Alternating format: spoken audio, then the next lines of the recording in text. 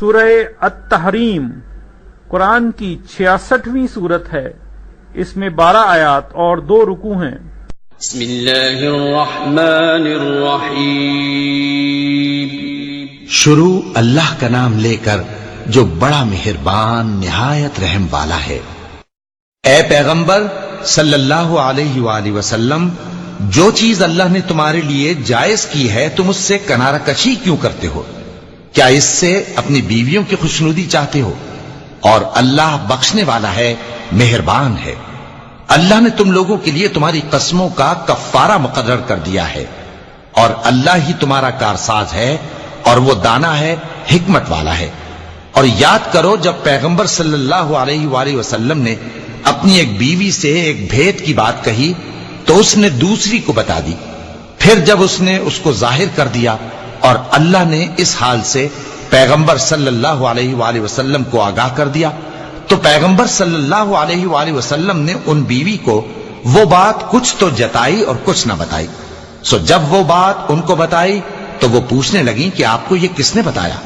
فرمایا کہ مجھے اس نے بتایا ہے جو سب کچھ جاننے والا ہے، خبردار ہے۔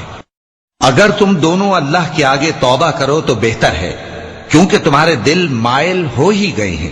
اور اگر پیغمبر صلی اللہ علیہ وآلہ وسلم کے خلاف باہم اعانت کرو گی تو اللہ اور جبریل اور نیک کردار مسلمان ان کے حامی اور دوستدار ہیں، اور ان کے علاوہ سب فرشتے بھی مددگار ہیں۔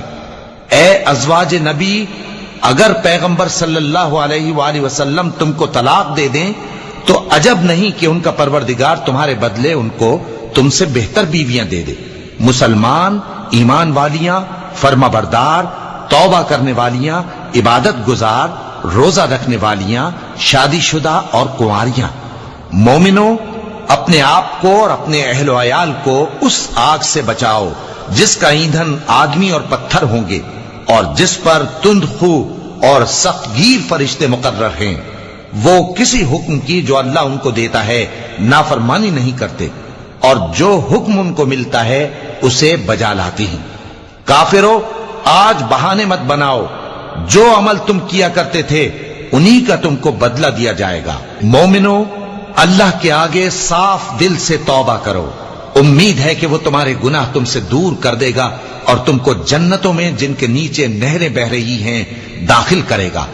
اس دن اللہ پیغمبر صلی اللہ علیہ وآلہ وسلم کو اور ان لوگوں کو جو ان کے ساتھ ایمان لائے ہیں رسوا نہیں کرے گا، بلکہ ان کا نور ایمان ان کے آگے اور داہنی طرف روشنی کرتا ہوا چل رہا ہوگا، اور وہ اللہ سے التجا کریں گے کہ اے پروردگار، ہمارا نور ہمارے لیے پورا کر اور ہمیں معاف فرما، بے شک اللہ ہر چیز پر قادر ہے۔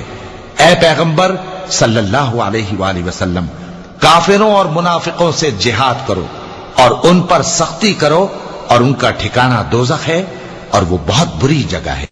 اللہ نے کافروں کے لیے نوح کی بیوی اور لوط کی بیوی کی مثال بیان فرمائی ہے۔ یہ دونوں ہمارے 2 نیک بندوں کے گھر میں تھیں، اور دونوں نے ان سے خیانت کی تو وہ اللہ کے مقابلے میں ان عورتوں کے کچھ بھی کام نہ آئے، اور ان کو حکم دیا گیا کہ دوسرے داخل ہونے والوں کے ساتھ تم بھی دوزخ میں داخل ہو جاؤ۔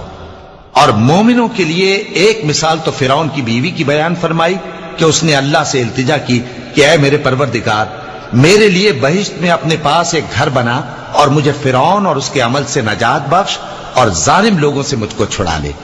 اور دوسری مثال عمران کی بیٹی مریم کی، جنہوں نے اپنی عزت و ناموس کو محفوظ رکھا تو ہم نے اس میں اپنی روح پھونک دی، اور وہ اپنے پروردگار کے کلام اور اس کی کتابوں کو برحق سمجھتی تھیں، اور وہ فرما برداروں میں سے تھی۔